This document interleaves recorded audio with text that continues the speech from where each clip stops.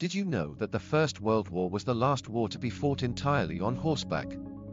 The First World War was the last conflict in which horses were employed in mass numbers.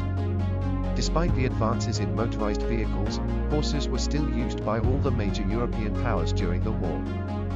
Horses were used to pull artillery, transport supplies, and even as cavalry for reconnaissance and raiding missions.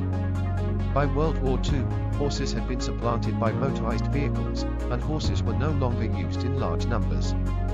The war saw a much larger use of horses than any previous conflict.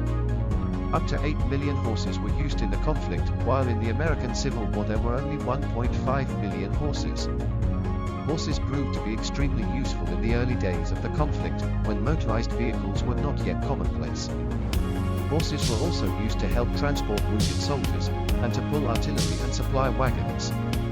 The horses proved to be extremely resilient, with many surviving the conflict despite the harsh conditions on the front. The First World War saw the last use of horses in large numbers in a conflict, marking the end of an era in warfare. The war also saw the use of motorized vehicles, which would eventually supplant horses in future conflicts. This marked a major shift in military tactics and technology, and the war saw the start of a new era of mechanized warfare.